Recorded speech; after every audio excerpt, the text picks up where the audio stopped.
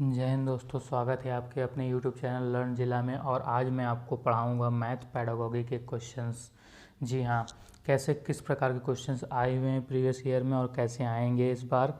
देखिए, सारे क्वेश्चंस का मिक्सअप होगा, कुछ नए क्वेश्चन भी होंगे और कुछ ओल्ड क्वेश्चन भी होंगे। अभी शुरुआत में एक दो सीरीज ओल्ड क्वेश्चंस पेपर की होगी ताकि आप समझ सके पेपर आते कैसे हैं। तो आइए स्टार्ट करते हैं मैथ पैडागोगी के इम्पॉर्टेंट क्वेश्चन। पहला क्वेश्चन है कि गणित करने की युक्ति के रूप में सवाल हल करना क्या होता है। सवाल हल करने में क्या शामिल होता है। अनुमान लगाना, व्यापक या हल पहुंचने के लिए संकेतों का प्रयोग या क्रियाकलाप आधारित उपागम।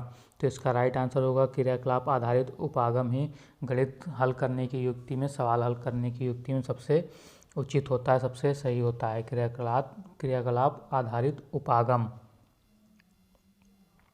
नेक्स्ट है, गणित में निदानात्मक परीक्षण का उद्देश्य क्या है। देखिए, निदानात्मक होता है और उपचारात्मक होता है। निदान में हम क्या करते हैं, किसी भी चीज़ के बारे में जो कमी होती है बच्चे के अंदर उसको पहचानते हैं, कहाँ वो गलती कर रहा है, किस चीज़ में परेशानी इसमें उसको पहचानते हैं। और उपचारात्मक में क्या होता है, उपचारात्मक में फिर उसी का हम क्या करते हैं, हल निकालते हैं, उपचार करते हैं कि इस कमी को उपचार कैसे किया जाए। तो इसका राइट आंसर क्या होगा, बच्चों की समझ में निहित रिक्तियों को जानना। इसका क्या होगा, मैंने बताया ना, बच्चों में क्या कमी रह गई, कहाँ पे वो नहीं सीख पा रहा, आखिर कहाँ गलती कर रहा है, पहले हम निदान करते हैं फिर उपचार करते हैं उसका। तो याद रखिएगा, डायरेक्ट भी पूछता है कभी कभी कि निदानात्मक परीक्षण क्या है और उपचारात्मक, तो ये भी याद रखिएगा। और हम एक क्वेश्चन आएगा 100% इस पर कि निदानात्मक क्या है और उपचारात्मक क्या है, कोई ना कोई एक पूछेगा। जब राजन के सामने शाब्दिक समस्याएं आती हैं तो वह प्रायः पूछता है, मैं जमा करूं यानी प्लस करूं या घटाना करूं यानी माइनस करूं, मैं गुणा करूं या भाग करूं। यानी जब शाब्दिक रूप में समस्याएं उत्पन्न होती हैं, हम किसी क्वेश्चन को हम आप प्लस माइनस गुणा भाग ना दर्शाकर वहाँ शाब्दिक रूप में बोल दें। जैसे क्वेश्चन दे दें कि राम बाज़ार जाता है और वहाँ उसने 125 रुपये की सब्ज़ी खरीदी, उसने उसको शॉपकीपर को 200 रुपये की नोट दी, तो वह कितने रुपए राम को लौटाएगा। तो इस रूप में जब आता है तो वह प्रश्न नहीं कर पाता। राजन पूछता है, मैं क्या करूं, जमा करूं या जोड़ करूं या घटाना या गुणा या भाग करूं। तो ऐसी कठिनाइयों को प्रायः हम क्या कहते हैं, ऐसी कठिनाइयों को राजन जोड़ा गुणा नहीं कर सकता है, नहीं कभी निगेटिविटी बात करेंगे ही नहीं। राजन कक्षा में बाधा डालने के अवसर खोजता है, ऐसा भी नहीं। राजन को भाषा समझने में कठिनाई होती है, या राजन संख्या संक्रियाओं को नहीं समझ पाता है। या फिर क्या बोलेंगे हम, राजन संख्या संक्रियाओं को नहीं समझ पाता। तो हाँ, ये बात सही कि राजन संख्या संक्रियाओं को नहीं समझ पाता, यानी वह शाब्दिक समस्याएं जो होती हैं उनको हल करने में उसे दिक्कत होती हैं।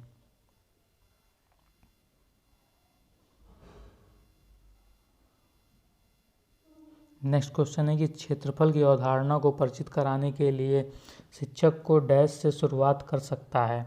हमें बच्चों को क्षेत्रफल की अवधारणा को परिचित कराने के लिए किससे शुरुआत करनी पड़ेगी। याद रखिएगा, छोटे क्लास के बच्चे हैं, प्राइमरी, भिन्न आकारों की आकृतियों का क्षेत्रफल ज्ञात करने के लिए सूत्र तो बात कर ही नहीं सकते छोटी कक्षा में। हथेली, पत्ते, नोटबुक आदि विभिन्न वस्तुओं की सहायता से किसी आकृति का क्षेत्रफल की तुलना करना, ये बात सही हो सकती है। आयत की लंबाई चौड़ाई का पता लगाना और आयत के क्षेत्रफल सूत्र, देखिए सूत्र की बात फिर नहीं करेंगे। इकाई वर्ग गणना के सहायता से आकृतियों का क्षेत्रफल ज्ञात करना। सबसे अच्छा क्या होगा कि दिनचर्या जो उसके जीवन से रिलेटेड है, एकदम प्रत्यक्ष, जिनका वो रोज़ क्या कर रहा है, देख रहा, अवलोकन कर रहा। हथेली, पत्ते, पेंसिल, नोटबुक आदि विभिन्न वस्तुओं की सहायता से आकृति के क्षेत्रफल की तुलना करना। हम बता सकते हैं उसे कि जो फुटबॉल जैसे आप खेल रहे हैं, बॉल खेल रहे हैं, वो क्या है, क्षेत्रफल बता रहे हैं ना, तो गोला की आकृति बता सकते हैं उसे।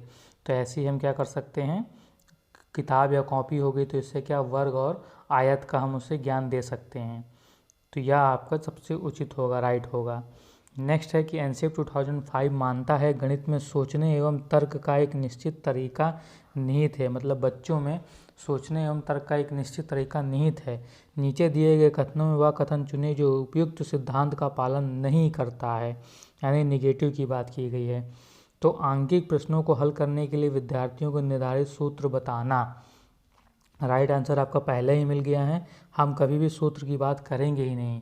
तो ये आपका क्या हो जाएगा कि आंकिक प्रश्नों को हल करने के लिए विद्यार्थियों को निर्धारित सूत्र बताना, यानी वो सूत्र रट ले और उसी के आधार पर क्वेश्चन करे, ऐसा हम उसे कभी नहीं करेंगे, ये आपका निगेटिव हो जाएगा। आगे ये देख लेते हैं कि पाठ्य पुस्तक में प्रस्तुत सामग्रियों के लिखने का तरीका, ये रिलेटिव नहीं है। कक्षा के लिए चुने गए क्रियाकलाप एवं अभ्यास, ये निगेटिव होगा ही नहीं। उसे पढ़ाने की विधि, मेथड्स कई प्रकार के होते हैं और कब कौन सा प्रयोग करना है, ये सिचुएशन पर डिपेंड करेगा। माप की अवधारणा विकसित करने हेतु अपनाए गए निम्नलिखित कार्यक्रमों को क्रम से लगाइए। मतलब माप की, मेजरमेंट की जो अवधारणा है उसको कैसे हम लागू करेंगे, विकसित करने के लिए हम कौन से क्रम को अपनाएंगे। शिक्षार्थी लंबाई मापने के लिए मानक इकाइयों का प्रयोग करते हैं। शुरुआत में अगर मानक इकाई को प्रयोग करेंगे ऐसा नहीं होगा तो यह पहले तो नहीं आएगा। शिक्षार्थी लंबाई मापने के लिए अमानक इकाइयों का प्रयोग करते हैं। जी हाँ, शिक्षार्थी लंबाई मापने के लिए क्या कर सकते हैं, अमानक, लेकिन इसके पहले ये आएगा, ए के पहले भी आएगा लेकिन ए बी से पहले नहीं आएगा। शिक्षार्थी सरल अवलोकन द्वारा वस्तुओं को सत्यापित करते हैं। जी हाँ, पहले इसको रखेंगे, किसको, सी को रखेंगे आप। पहला क्या होगा, सी होगा। शिक्षार्थी मीटरी यानी मैट्रिक इकाइयों के बीच के संबंधों को समझते हैं। तो नहीं, ये भी सही चारों होंगे लेकिन इसमें क्रम लगाना। तो उसके बाद पहले क्या रखेंगे, सी के बाद बी रखेंगे इसमें कि अमानक इकाई का प्रयोग करवाएंगे उनसे। उसके बाद फिर मानक इकाई का प्रयोग करवाएंगे। देन क्या करेंगे, उन्हें संबंध बताएंगे, जो भी मीट्रिक यानी मैट्रिक इकाइयाँ जो हैं उनके बीच क्या करेंगे, संबंध बताएंगे। तो सी बी ए डी इसका राइट आंसर होगा। राइट आंसर क्या है, देखिए C B A D, D इसका राइट आंसर होगा। एक अच्छा गणितज्ञ, एक अच्छा मैथमेटाइजेशन होने के लिए क्या ज़रूरी है, सवालों के उत्तर देने का तकनीक में निपुणता जरूरी है। क्या केवल सवालों के अच्छे उत्तर देने की तकनीक ही आपको एक अच्छा गणितज्ञ बनाती है। नेक्स्ट है अधिक सूत्रों को याद कराना। क्या अधिक से अधिक सूत्रों को याद कराना ही एक अच्छे गणितज्ञ की पहचान होगी, या उसके अलावा बहुत जल्दी सवालों को हल करना, आप तेज़ी सवाल को हल कर लेंगे इससे आप एक अच्छे गणितज्ञ माने जाएंगे, या सभी अवधारणाओं को समझने, लागू करने, उनमें संबंध बनाना। तो ये आपका राइट आंसर होगा कि सभी अवधारणाओं को यानी गणित के अलग अलग अवधारणाओं को समझना, उन्हें अपने जीवन में लागू करना, कहाँ उसका कभी उपयोग करना, उनसे संबंध बनाना एक दूसरे का, ये क्या है, एक अच्छा गणितज्ञ होने की पहचान है। एनसीईआरटी कक्षा 4 की गणित, एनसीईआरटी कक्षा 4 की गणित की पाठ्य पुस्तक के पाठों में इस तरह के शीर्षक हैं। कबाड़ी वाला, भोपाल की सैर, दुनिया कुछ ऐसी दिखती है, या परिवर्तन किया गया है। किस लिए, कबाड़ बेचने और यात्रा करने के बारे में जानने के लिए? नहीं भैया, कबाड़ बेचने के लिए उत्साहित नहीं करना है। पाठों में गणितीय विषय वस्तु का अनुमान लगाने हेतु विद्यार्थियों को चुनौती नहीं दी जाती है। उन्हें अलग सा समझने के लिए हम कभी भी उन्हें अलग नहीं करते हैं। यानी क्या होगा, दैनिक जीवन से जोड़ते हुए उन्हें रोचक बनाने के लिए। जी हाँ, ताकि वह रोचक सामग्रियों का प्रयोग करें और दैनिक जीवन से जुड़ सके। और इससे क्या होगा, वह गणित अपने जल्दी अवधारणा में लाएंगे और जल्दी सीखेंगे, क्योंकि दैनिक जीवन में जो उसका महत्व समझेगा बच्चा, तो उससे वह तुरंत ऑब्जर्व करेगा और सीखेगा, जल्दी सीख सकता है। केवल स्कूल ही नहीं, बाहर भी इससे वो ध्यान देगा और सीखेगा। भिन्नों की अवधारणा से परिचित करने के लिए एक शिक्षक डैश से शुरुआत कर सकता है। भिन्नों की अवधारणा से परिचित करने के लिए एक शिक्षक किससे शुरुआत कर सकता है? उनके आसपास में भिन्न भागों की पहचान करना, वस्तुओं के भिन्न भागों की पहचान करने के लिए आसपास की जितनी भी वस्तुएं हैं, या विभिन्न भिन्नों में अंश और हर की पहचान कराना, संख्या रेखा पर भिन्न का पता लगाना, या a/b के रूप में भिन्न लिखना, जिसमें b = नॉट 0 है। तो पर्यावरण में जो आसपास की वस्तुएं मौजूद होती हैं, उनसे हम अगर भिन्न का ज्ञान या पहचान कराना स्टार्ट करें तो बच्चे आसानी से भिन्न का ज्ञान सीख सकते हैं। तो राइट आंसर क्या होगा, आसपास की वस्तु में भिन्न भागों की पहचान करना। भिन्न का योग पढ़ाते समय शिक्षक को नीचे दिए गई एक त्रुटि ज्ञात हुई है। देखिए, भिन्न जब पढ़ाता तो क्या होता है कि ये भिन्न का जोड़ दिया गया है। इसमें क्या है, 1/2 + 1/3, तो इसमें जोड़ है। जोड़ में क्या किया उसने, अंश को जोड़ दिया है और हर को जोड़ दिया। 1 + 1 2, 2 + 3 5 लिख दिया है। तो इस स्थिति में शिक्षक को उपचारात्मक कार्य के रूप में क्या करना है? देखिए मैंने बताया था इसके पहले था कि निदानात्मक, तो निदानात्मक में यह पता करना था गलती कहाँ है। तो निदानात्मक में यहाँ दिख रहा ना गलती कहाँ है कि यह अंश को अंश में जोड़ दे रहा है, हर को हर में जोड़ रहा है, लेकिन भिन्न को जोड़ में ऐसा नहीं होता। पहले एलसीएम लेते हैं हर का, देन आगे प्रोसीजर करते हैं, तो ऐसा नहीं किया है। तो अब इसका उपचार क्या है कि लघुत्तम समापवर्त यानी लासा की अवधारणा को समझने में बच्चे की सहायता करेगा क्या? ये इसका आपका पहला क्वेश्चन पॉइंट है। ऑप्शन दूसरा, बच्चे से कहे कि वह अधिक से अधिक अभ्यास करे, यानी बच्चों को केवल अभ्यास के बारे में कहना या उसको उसी में डाल देना कि अधिक से अधिक वह केवल अभ्यास करे। या इसमें अधिक हस्तक्षेप नहीं करना चाहिए, मतलब उसको बताना नहीं चाहिए, क्योंकि बच्चा जैसा ही बड़ा होगा वह समझ जाएगा, उसको अपने हाल पे छोड़ देना चाहिए। या प्रत्येक बिंदु के परिमाण को समझने में बच्चे की सहायता करना। तो इसका राइट आंसर क्या होगा? सबसे पहले उसे लासा की अवधारणा समझाएंगे, क्योंकि उसे मालूम ही नहीं है कि लासा क्या है, मासा क्या है, तब वह भिन्न को जोड़ना सीखेगा। तो इसका राइट आंसर क्या है कि भिन्न को करने के लिए लासा की अवधारणा को समझाने की ज़रूरत है। नेक्स्ट क्वेश्चन क्या है? नेक्स्ट क्वेश्चन है आपका कि विकास जो 56 विद्यार्थियों की कक्षा को गणित पढ़ाता है, यानी विकास एक शिक्षक है जो 56 विद्यार्थियों की कक्षा को गणित पढ़ा रहा है। उसका यह विश्वास है कि यदि परीक्षा के तुरंत बाद प्रतिपुष्टि यानी फीडबैक दी जाए तो वह प्रभावी होती है। वह 10 बच्चों की एक छोटी कक्षा परीक्षा का आयोजन करता है। प्रभावी तरीके से प्रतिपुष्टि फीडबैक देने का सबसे अच्छा तरीका कौन सा है? मतलब फीडबैक का सबसे अच्छा तरीका कौन सा है? इस पूरे देखो क्वेश्चन इतना बड़ा है लेकिन तात्पर्य केवल छोटा सा है कि क्या पूछा है, फीडबैक देने की सबसे अच्छी युक्ति कौन सी है। वह यादृच्छिक रूप से किसी भी एक कॉपी का चयन करे और बोर्ड की सहायता से उस कॉपी में उत्तर प्राप्त करने की विधि पर चर्चा करे। यानी केवल उत्तर प्राप्त करने की विधि पर चर्चा करेगा क्या, और केवल एक कॉपी पर? तो यह नहीं हो सकता है। वह विद्यार्थियों को एक दूसरे के उत्तरों की जांच करने के लिए देगा। फीडबैक देना तो विद्यार्थी कैसे देंगे, वह एक दूसरी कॉपी खुद ही जाँचेंगे। तो वह प्रत्येक सवाल के हल को बोर्ड पर समझाए और विद्यार्थी से कहे कि वे स्वयं अपने उत्तरों की जाँच करे, ये भी नहीं होगा।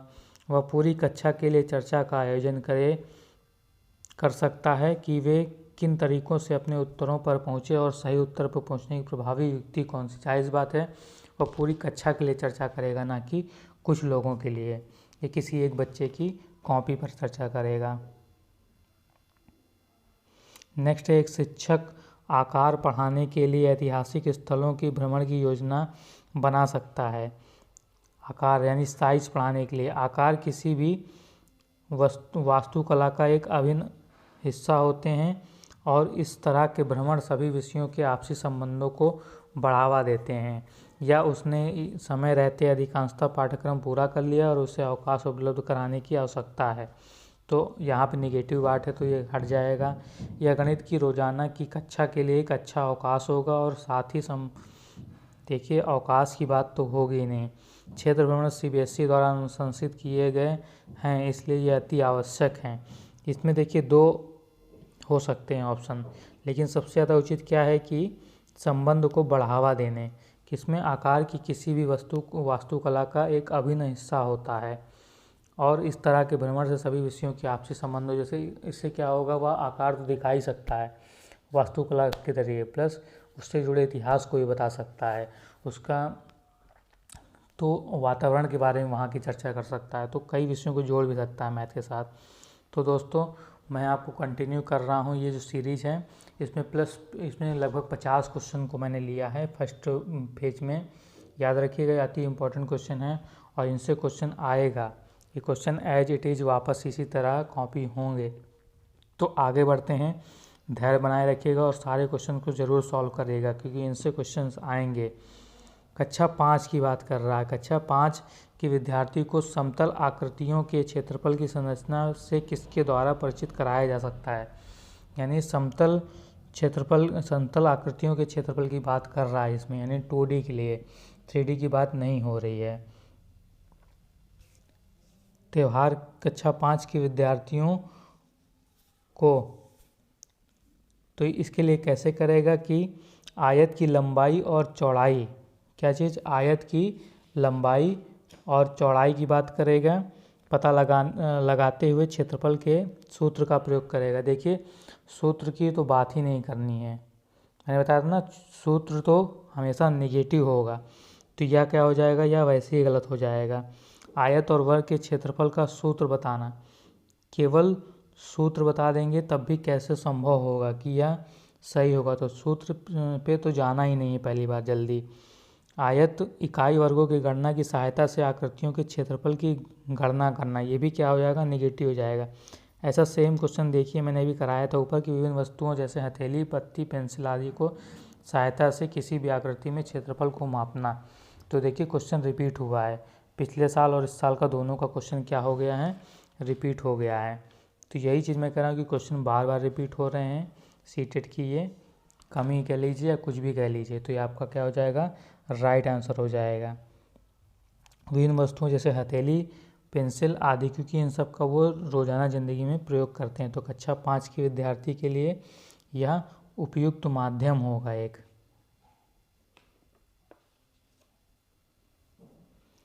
नेक्स्ट क्वेश्चन है कि गणित में गणना करने संबंधी कौशलों को किसके द्वारा बढ़ाया जा सकता है? गणित में गणना करने संबंधी कौशलों को किसके द्वारा बढ़ाया जा सकता है?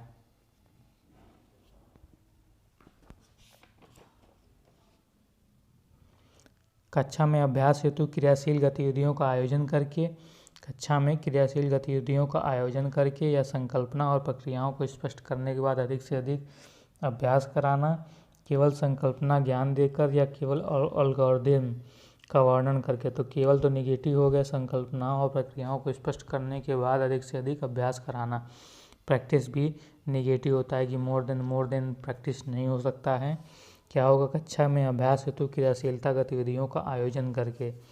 कक्षा में जो भी गतिशीलता आप मतलब लाइव कराएंगे हर चीज़ सामने, तो उससे क्या होगा? विकास जल्दी होगा, गणना संबंधी जो भी कौशल करने की विकास होगा बहुत बढ़िया होगा। इसके अलावा एक और हम ऑप्शन दे सकते हैं कि वह आसपास के मार्केट वगैरह बाज़ार में ले जा कर के भी उनको हम इनका कौशल सिखा सकते हैं जल्दी से जल्दी।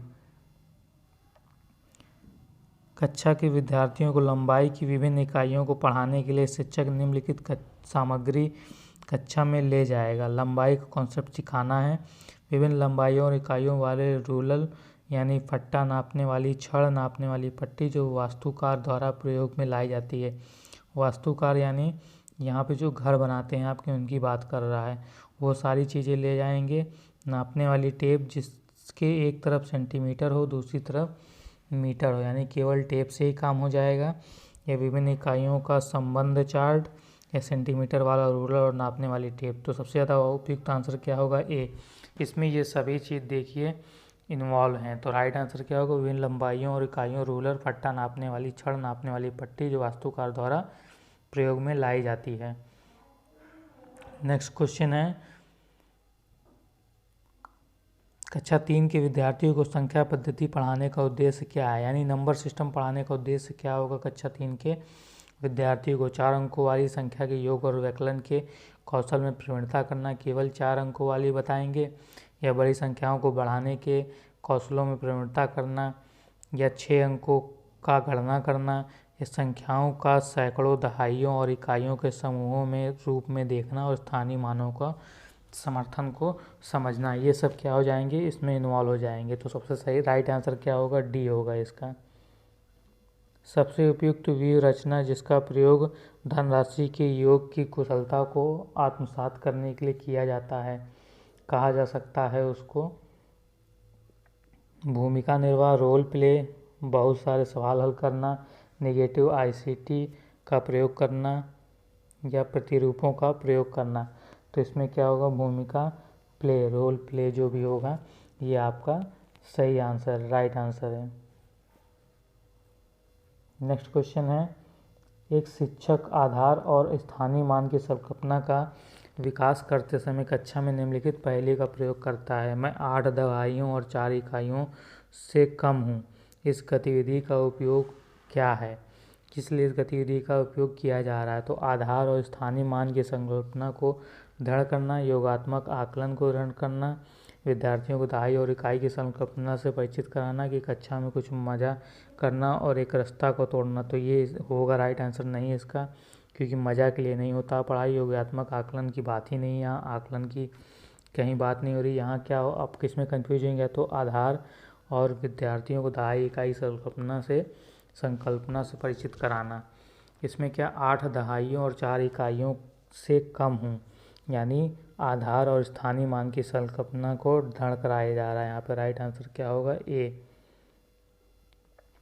योग और व्यवकलन पर आधारित शब्दों में दिए गए सवालों को हल करने की विद्यार्थियों की दक्षता का आकलन करने के लिए आकलन में शीर्षक है सवाल का बोधन और सही जवाब लिखना, सवाल की पहचान, सही संक्रिया निष्पादित करना, गलत आंशिक रूप से सही, पूर्णतः सही, ये सब काम, या फिर सवाल का बोधन, निष्पादित की जाने वाली संक्रिया की पहचान, समस्या का गणितीय रूप में निरूपण व उसका समाधान करना, सवाल का समाधान और प्रस्तुतिकरण।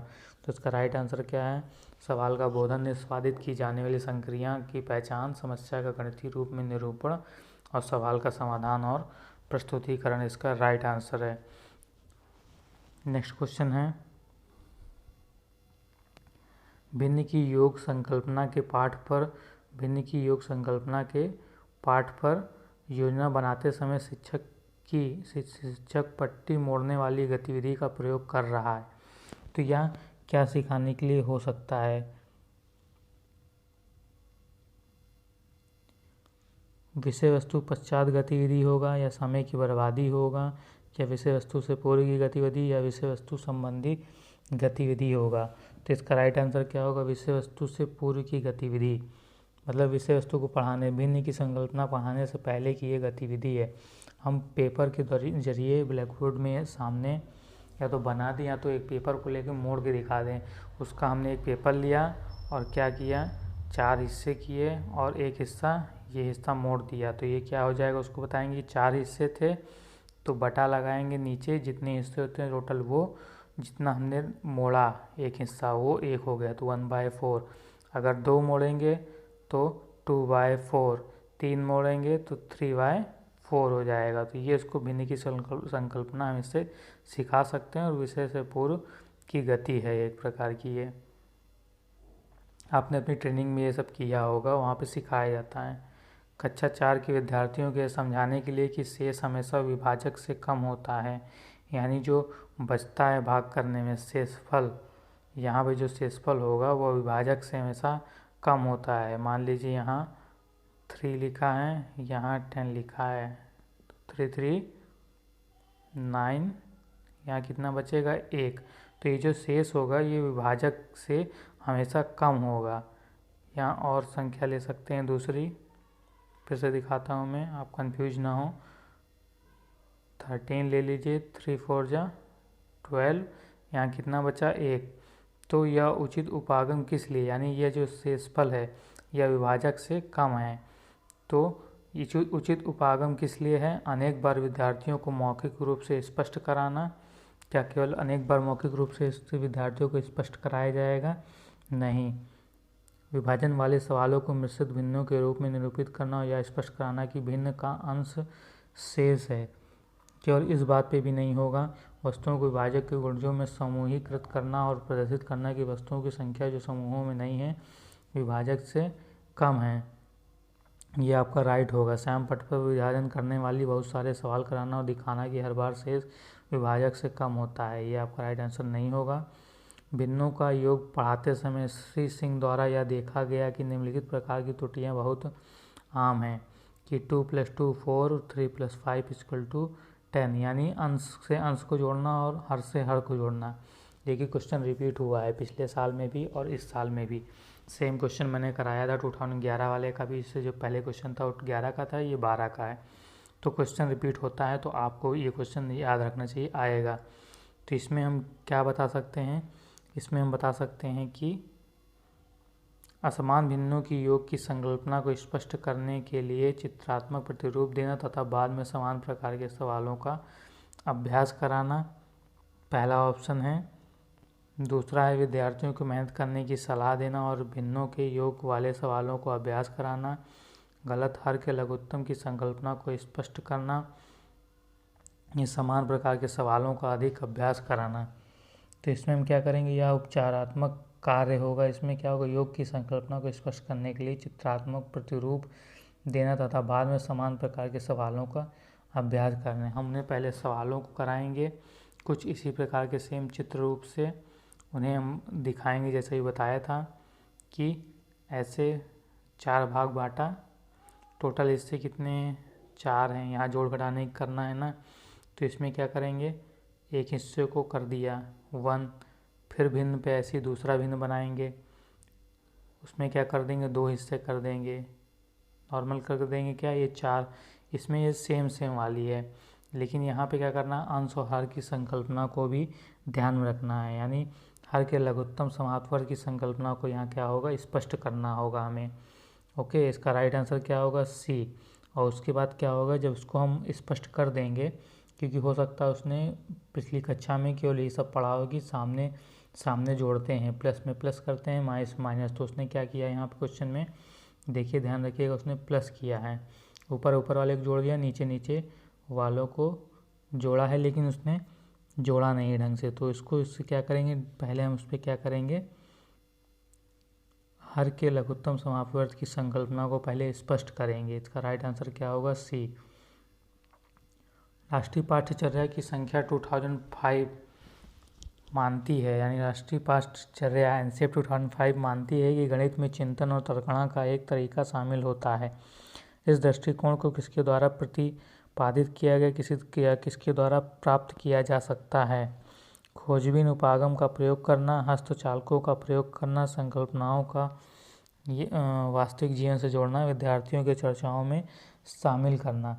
तो इसका राइट आंसर यही होगा, क्योंकि इसमें सब चीज़ दे दी गई है। देखिए, विद्यार्थियों को बहुत सारे सवाल, कार्य पत्रक, वर्कशीट देना, केवल वर्कशीट देने से काम नहीं होगा। ये गणित की सभी पाठ्यपुस्तकों का पुनर्लेखन, वही आप छापेंगे, बच्चों से इमला थोड़ी ना लिखवाना है। विद्यार्थियों को विशेष कोचिंग देना, कोचिंग देने की बात नहीं करेंगे। इसका राइट आंसर क्या है, खोजबीन उपागम का प्रयोग करना और हस्तचालकों का प्रयोग करना, संकल्पनाओं को वास्तविक जीवन में जोड़ना। रिजुल एक काइनेस्थेटिक यानी गति संवेदी शिक्षार्थी है। उसकी शिक्षिका सुश्री नेहा उसका अधिगम शैली को समझती है। उसकी गुणन की संकल्पना को स्पष्ट करने के लिए उन्हें निम्नलिखित में से कौन सी व्यूह रचना का चयन करना चाहिए। मतलब कौन सी रचना, कौन सी पढ़ाने की स्थिति का चयन करना चाहिए। सभी पहाड़ों को याद करने के लिए उस पर बल देना। कभी भी किसी चीज़ की याद करने के लिए विद्यार्थियों पर बल नहीं दिया जाता है।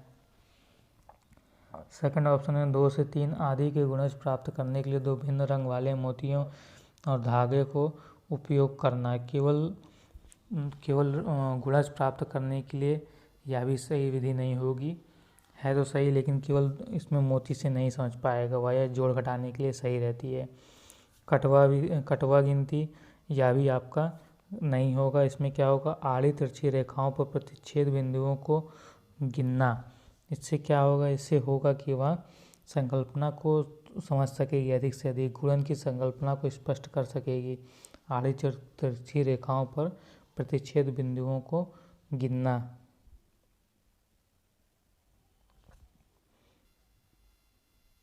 नेक्स्ट है कक्षा 2 में अबेकस का प्रयोग। मैंने आपको अबेकस बताया था, देखिए सबसे पहली वीडियो जो इसमें पड़ी होगी आपकी। आपने अगर चैनल सब्सक्राइब नहीं किया, सब्सक्राइब कर लीजिएगा। और उसके आप प्लेलिस्ट में जब जाएंगे तो उसमें मैथ्स पेडागॉजी की जो प्लेलिस्ट है उसमें पहली जो वीडियो, उसी में अबेकस के बारे में मैंने बताया है। तो अबेकस का प्रयोग डैश में विद्यार्थियों की सहायता नहीं करता। यहाँ निगेटिव की बात की जाए तो क्या पॉजिटिव, जब आपको ये मालूम तो वो हटा के क्या नहीं करता है उसका आप सही जवाब देंगे बिना किसी त्रुटि की संख्याओं को पढ़ने के लिए। तो हाँ, अबेकस संख्याओं को पढ़ने के लिए एक अच्छा उपयोग है, एक अच्छा युक्ति है, या एक अच्छा मैथमेटिकल इंस्ट्रूमेंट है। मैंने मैथमेटिकल इंस्ट्रूमेंट्स पढ़ाए हैं आपको सबसे पहली कक्षा में। शब्दों में दी गई संख्याओं की समान संख्या लिखने के लिए या गणना में परिशुद्धता प्राप्त करने के लिए या स्थानीय मान की सहायता मापने के लिए। तो अबेकस का सबसे बड़ा उपयोग क्या होता है, स्थानीय मान की सहायता के लिए, तो ये सही होगा। तो जब स्थानीय मान की सहायता अगर ज्ञात कर सकते हैं तो बिना किसी त्रुटि की संख्याओं को भी उसमें पहचान सकते होंगे। प्लस गणना में परिशुद्धता भी मापी जा सकती है, लेकिन शब्दों में दी गई संख्याओं के समान संख्यांक लिखने के लिए उसका प्रयोग नहीं होता है। तो इसका अबेकस का प्रयोग कहाँ कहाँ होता है, इसमें आप वीडियो देखेंगे तो पता चल जाएगा। और भी इसके अलावा भी जो इंस्ट्रूमेंट्स हैं वो सब मैंने मैपिंग वगैरह भी, ग्राफ वगैरह भी सब उसमें बताया है, सबसे क्वेश्चन आता है। पैटर्न की पहचान करना और उन्हें पूरा करना प्राथमिक स्तर पर गणित की पाठ्यचर्या का एक अनिवार्य हिस्सा है, क्योंकि यहाँ प्राथमिक स्तर बोल दिया है तो किस लिए यह अनिवार्य है। विद्यार्थियों को प्रतियोगी परीक्षाओं के लिए तैयार करना नहीं। सुडोको किस लिए होता है, देखिए मैंने सुडोको के बारे में वहाँ बताया है आपको अपनी CDB क्लास में। सुडोको पहेली को हल करने के लिए विद्यार्थियों की सहायता करना, ये भी नहीं। देखिए प्राथमिक स्तर पर गणित की पाठ्यचर्या एक अनिवार्य हिस्सा है, क्यों, यह विद्यार्थियों में सृजनात्मकता को बढ़ावा देती है। जहाँ सृजनात्मक आ जाएगा वो ऑप्शन ध्यान रखिएगा, वो आपके ऑप्शन होने की संभावना बहुत होती है। और संख्याओं तथा संक्रियाओं की विशेषताओं को समझने में उनकी सहायता करना, ये आपका क्या होगा, राइट आंसर। देखिए केवल गुणों को विकसित करने के लिए नहीं हो सकता है, सृजनात्मक और कलात्मक गुण विकसित ऐसे नहीं होते। उसके लिए संक्रिया जब करेगा उसकी विशेषता बताएंगे, समझेगा वो चीज़ों को, तभी जाके उसके अंदर गुण विकसित होगा, सृजनात्मकता का, क्रिएटिविटी का। राइट आंसर क्या हो जाएगा, C हो जाएगा। त्यौहार के साथ कक्षा 5 में प्रतिशत प्रकरण के समय सेल पर कक्षाई चर्चा शुरू की गई। कक्षा के इस प्रकार की चर्चा कि हमें क्या करनी चाहिए, उपेक्षा करनी चाहिए। कक्षा के इस प्रकार की प्रकरण की हमें क्या करनी चाहिए, क्या उपेक्षा कर देनी चाहिए, या फिर अपने वाद विवाद संबंधी जो कौशल हैं, वाद विवाद संबंधी कौशल को बढ़ाने के लिए विद्यार्थियों को सहायता करनी चाहिए इसमें, या फिर कक्षा में गर्मा गर्मी वाली बहस आरंभ करती है और कक्षा के माहौल को ख़राब करती है, या एक दूसरे के विचारों को सुनने की विद्यार्थियों की सहायता करती है और अपना तर्क प्रस्तुत करने के लिए उन्हें प्रोत्साहित करती है। जी हाँ, मतलब सेल से क्या विचार हैं सबके, इस पे सब अपने अलग अलग विचार करते हैं और इस पे क्या होता है, तर्क प्रस्तुत करता है हर बच्चा, और इससे क्या होगा, शिक्षक को जानने को मिलेगा कि आखिर क्या समझते हैं बच्चे इसके बारे में, और फिर वह उनको बताएगा कि इसमें क्या संशोधन करें आप और क्या चीज़ सही है क्या सही नहीं है। आंकड़ों के विश्लेषण संबंधी विद्यार्थियों की समझ का आकलन करने के लिए सर्वाधिक उचित रूपात्मक कार्य है। यानी आंकड़ों के विश्लेषण के लिए विद्यार्थियों की समझ का आकलन करने के लिए सर्वाधिक उचित रूपात्मक कार्य क्या है। भूमिका निर्वाह, वर्ग पहेली, सर्वेक्षण आधारित परियोजना या प्रश्नोत्तरी। तो आंकड़ों के विश्लेषण संबंधी विद्यार्थियों की समझ का आकलन करने के लिए सर्वाधिक जो रूपात्मक कार्य है वह सर्वेक्षण आधारित परियोजना है। सर्वेक्षण आधारित परियोजना के द्वारा हम यहाँ कर सकते हैं। नेक्स्ट है, पियाजे का विश्वास था कि सामाजिक अनुदेशन से सीखना होता है और गणित एक शिक्षक पियाजे के सिद्धांत के विश्वास करते हैं। गणित का एक शिक्षक पियाजे किस सिद्धांत का विश्वास करते हैं। सामूहिक परियोजना और सामूहिक परिचर्चा का प्रयोग करेगा या विभेदित अनुदेशन का प्रयोग करेगा, चौक और स्टॉक पद्धति का प्रयोग करेगा, कक्षा में बहुत सारे हस्त परिचालकों और प्रयोगशाला गतिविधियों का प्रयोग करेगा। तो सामूहिक परिचर्चा और सामूहिक परियोजना का प्रयोग करेगा, यह उसका राइट आंसर होगा। प्रदीप को एक टूटा हुआ रूलर दिया जाता है और 2, 3, 4, 5, 6 पूछा जाता है कि रूलर में 5 सेंटीमीटर कहाँ है। वह रूलर उठाता है और रूलर पर 5 सेंटीमीटर के निशान को चिन्हित करता है। उसका उत्तर क्या होगा। मतलब उसमें 1 नहीं था, उसमें 2 था, 2 से लेकर 6 तक था और 5 सेंटीमीटर के निशान को चिन्हित करने के लिए उससे कहा गया, तो उसका उत्तर क्या होगा, गलत होगा, क्योंकि वह केवल निशान को दिखा रहा, ना कि 0 से 5 के रूप में चिन्हित 2 बिंदुओं के बीच की दूरी को। गलत है क्योंकि रूलर टूटा हुआ है और उसे 2 से शुरू करना चाहिए था और 7 को चिन्हित करना चाहिए था, जो कि वांछनीय चिन्ह है। यह बता रहा है कि उसकी संकल्पना टूटीपूर्ण है कि 5 सेंटीमीटर एक बिंदु के रूप में है, ना कि लंबाई के रूप में है।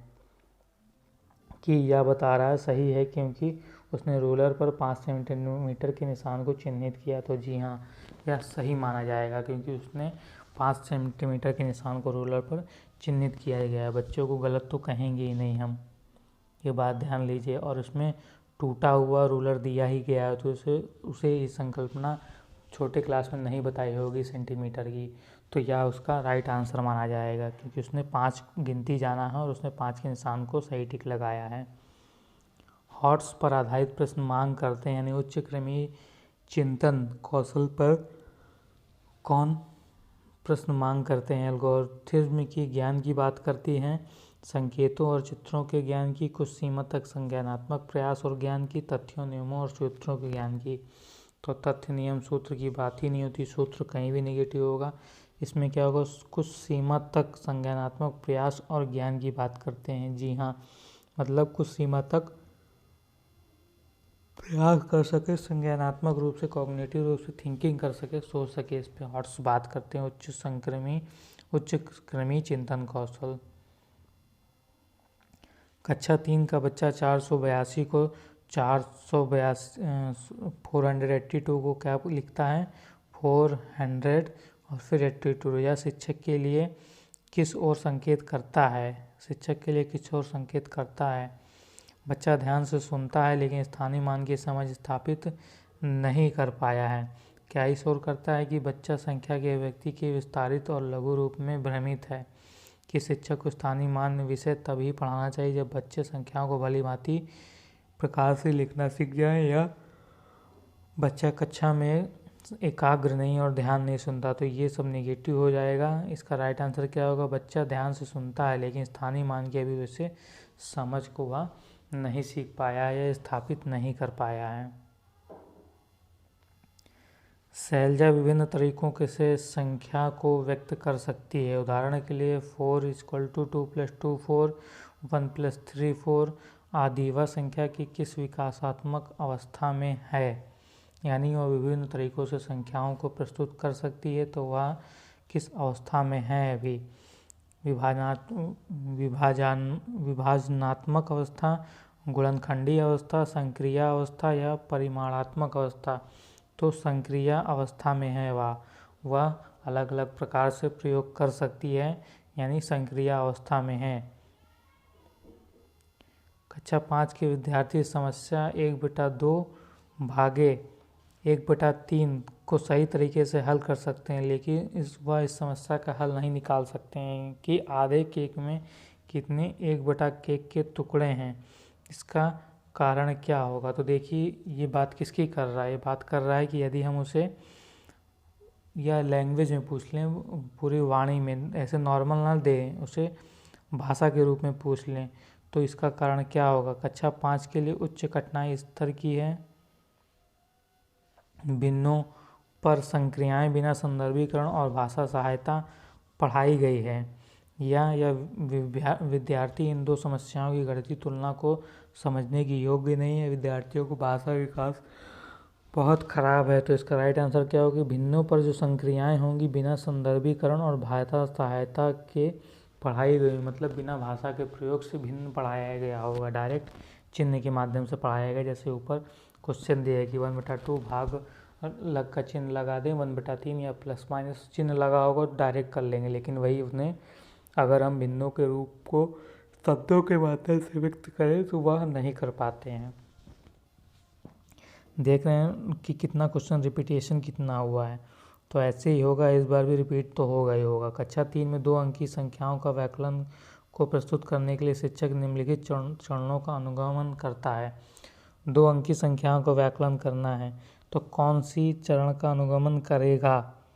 स्थानीय मान व्यवस्था की समझ के साथ 2 अंकी संख्याओं की पुनरावृत्ति होगा, या प्रदर्शित करने के लिए कि छोटी संख्या को बड़ी संख्या से घटाया जा सकता है। पहले चिन्हों का प्रयोग करने की बात करेगा। स्थानीय मान के प्रत्येक कॉलम के अंतर्गत संख्याओं के व्याकलन का अनुप्रयोग करेगा। तो इसमें बताना है कि संख्याओं के व्याकलन का अनुप्रयोग करना, इस स्थिति में शिक्षक डैश से पाठ का विकास कर रहा है। संक्रिया व्यवस्था संकल्पना, परिकलन या फिर प्रक्रिया, परिकलन प्रक्रिया, व्यवस्था संकल्पना या संक्रिया होगा, या व्यवस्था संकल्पना, परिकलन प्रक्रिया या संक्रिया, या व्यवस्था संकल्पना, संक्रिया और परिकलन प्रक्रिया। तो इसका राइट आंसर क्या होगा? व्यवस्था करेगा पहले, फिर संकल्पना करेगा, फिर परिकल्पना प्रक्रिया करेगा, फिर उस पर संक्रिया करेगा। ये इसका राइट आंसर होगा। विद्यार्थियों के ऊर्ध्वाधर सम्मुख कोणों के मध्य संबंध स्थापित करने के लिए कहा जाता है। वे कई आकृतियाँ खींचते हैं, कोणों को मापते हैं और यह देखते हैं कि ऊर्ध्वाधर और सम्मुख कोण समान हैं।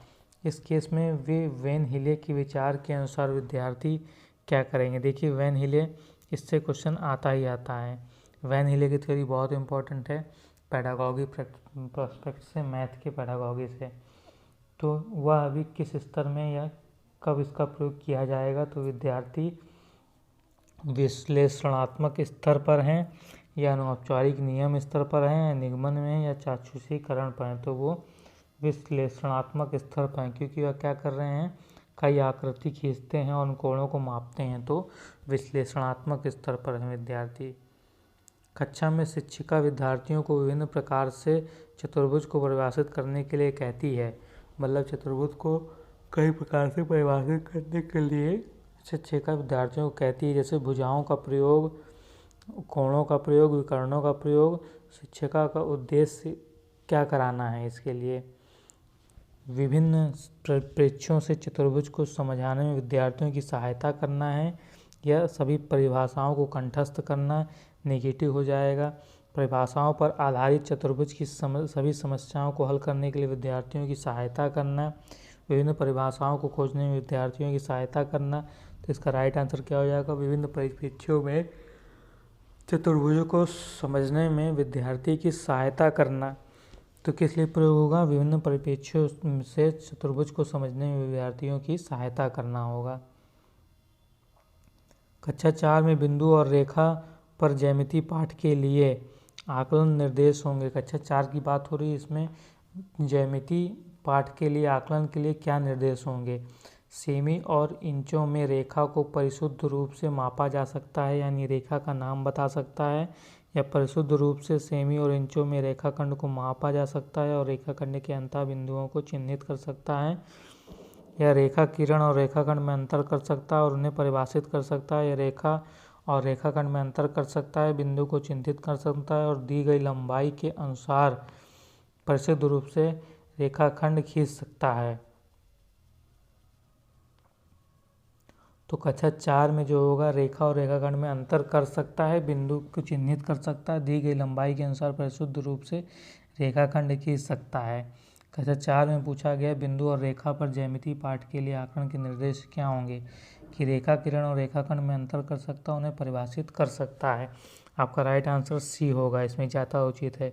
ये इसमें निहित ही है कि रेखा के साथ किरण, रेखाखंड, ये सब में अंतर कर सकता है, उन्हें परिभाषित कर सकता है कक्षा 4 का बच्चा। किन दो संख्याओं को गुणा करने पर 24 गुणनफल प्राप्त होता है? यह प्रश्न है बंद अंत वाला प्रश्न कि देखिए 24 गुणनफल प्राप्त होगा, तो यह बंद अंत वाला होगा या खुला अंत वाला होगा बच्चों को समानता समस्या समाधान के लिए, कि अधिसंज्ञात्मक रूप से, या मुक्त अंत वाला? तो जायज़ बात है मुक्त अंत वाला होगा, क्योंकि 4 × 6 24 होगा, 8 × 3 भी होगा 24 होगा। मतलब कई प्रकार से आंसर दे सकता है, 3 × 8 भी दे सकता है, 12 × 2 भी दे सकता है। तो यह खुला अंत वाला प्रश्न है, कई प्रकार से इसके आंसर दिए जा सकते हैं। देखिए फिर आगे ना, जियो बोर्ड, क्यूबस, 3D सोल्डियस की नोट, श्याम पट्ट का तल। तो कक्षा 2 में शिक्षार्थियों को सरल आकृतियों और उसके लंबे और किनारों से परिचय कराने का सबसे उत्तम उपकरण है। मैंने आपको भी पढ़ाया है, सबसे पहले ही लेक्चर को पढ़ लीजिएगा। हर सेट में सीटेट के होने वाले जो भी पेपर चलेगा लगभग 1 महीना, हर दिन मिलेगा। तो इसका राइट आंसर क्या होगा? आपको जियो बोर्ड के माध्यम से हम यह करा सकते हैं, सरल आकृतियों के उसके लंब और किनारों का परिचय कराने में हम जियो बोर्ड की मदद लेते हैं, जियो बोर्ड की सहायता से हम यह करते हैं।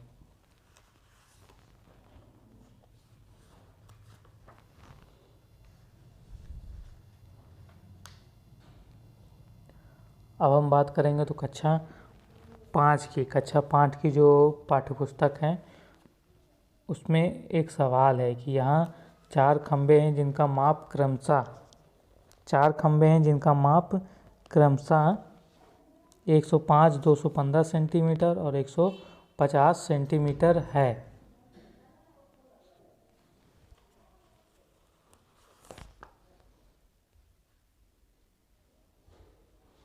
एक सेकेंड।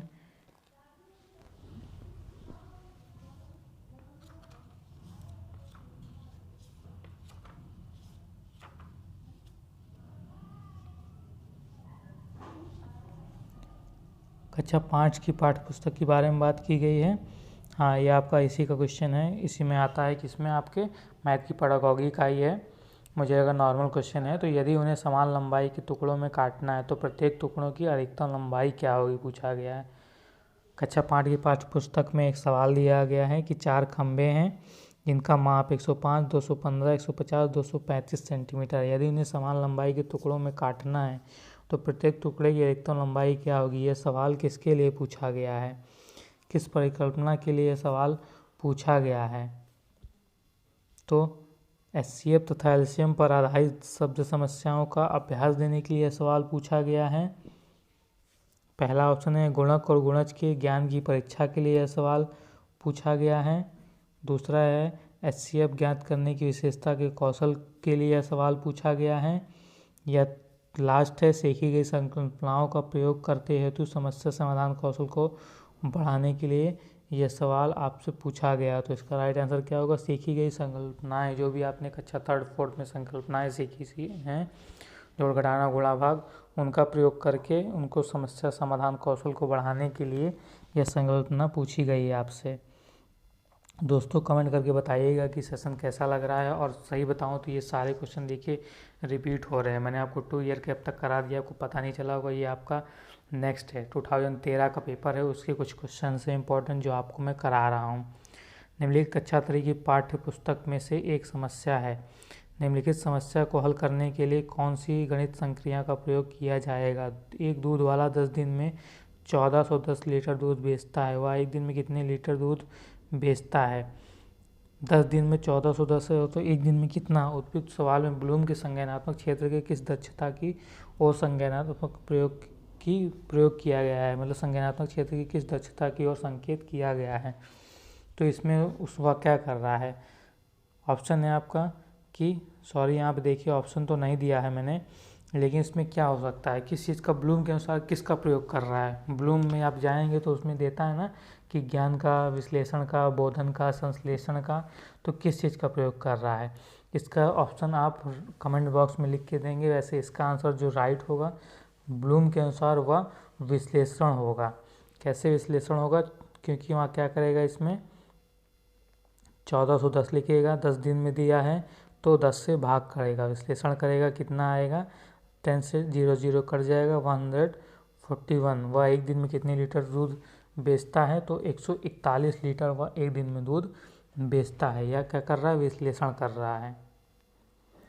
राशिद कक्षा 5 में पढ़ता है, वह विभिन्न प्रकार के त्रिभुजों को भिन्न श्रेणियों में वर्गीकृत कर सकता है। यानी वह विभिन्न प्रकार के त्रिभुजों को किस किस श्रेणी में है वह उसको वर्गीकृत कर सकता है। लेकिन त्रिभुज में 3 कोणों का योग 180 डिग्री होता है। इसके अमूर्त प्रमाण को समझने में उससे कठिनाई होती है। पियाजे के संज्ञानात्मक सिद्धांत के अनुसार राशिद किस चरण में है, अभी क्या हो रहा है, इसके अमूर्त प्रमाण को कठिनाई को नहीं कर पा रहा। तो 4 स्टेज हैं, देखिए यहाँ दिया ना, पूर्व संक्रियात्मक अवस्था दिया है, मूर्त, औपचारिक और संवेदिक गतिक अवस्था। यानी 0 से 2 वाली तो आपकी होगी ही नहीं, ये हो ही नहीं सकती। और औपचारिक संक्रियात्मक अवस्था ये भी आपकी नहीं होगी। ये क्या है, ये अमूर्त वाली है जिसकी वो बात कर रहा है। और ये क्या है, पूर्व संक्रियात्मक अवस्था 2 से 7 तक है, अभी वहाँ पे ये उससे आगे बढ़ गया है।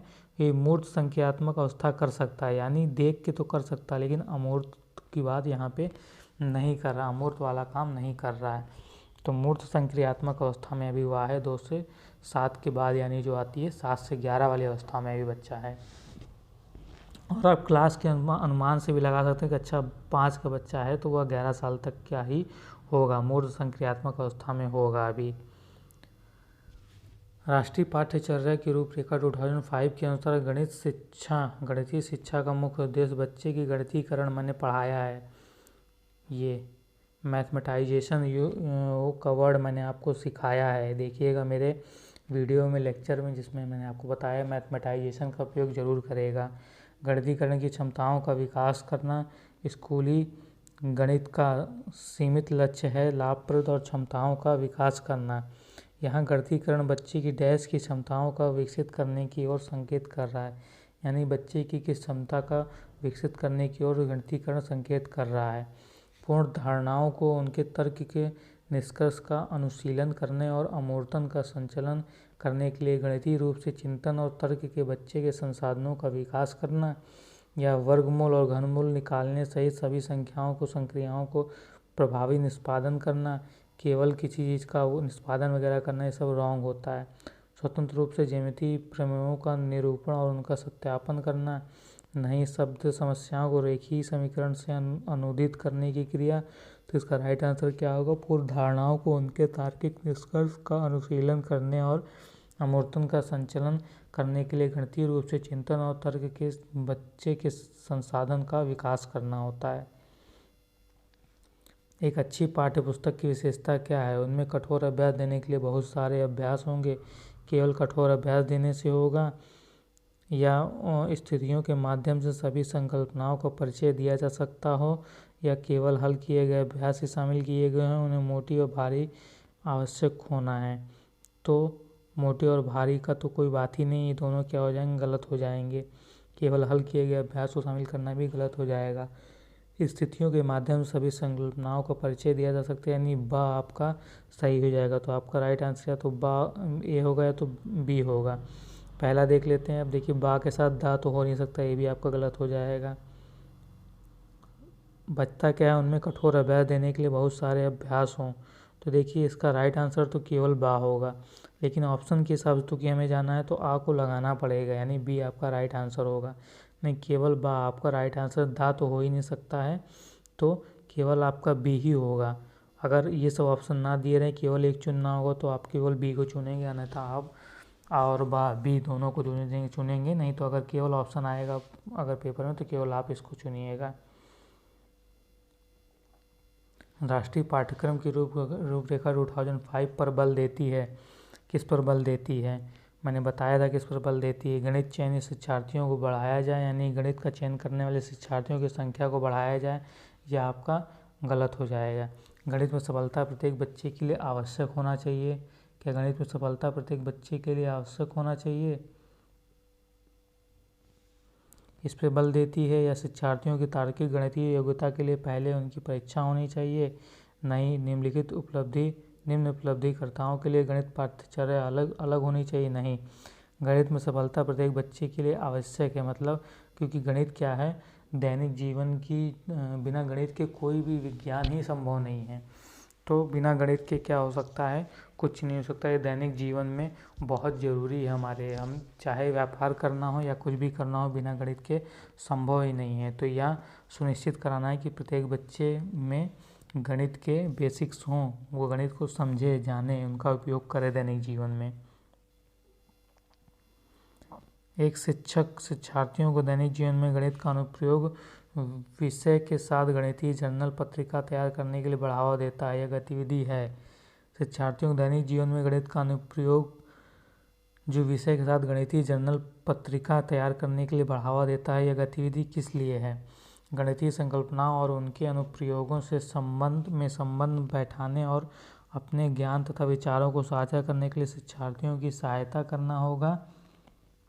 या नेक्स्ट है, शिक्षार्थियों की गणितीय संकल्पनाओं की परीक्षा करना, अपने ज्ञान और समझ को साझा करने के लिए शिक्षार्थियों को अवसर उपलब्ध कराना, या गणित की समझ में शिक्षार्थियों की सहायता करना। तो इसका राइट आंसर क्या होगा? गणितीय संकल्पनाओं और उनके अनुप्रयोगों के संबंध में बैठाने और अपने ज्ञान और विचारों को साझा करने के लिए शिक्षार्थियों की सहायता करना होगा।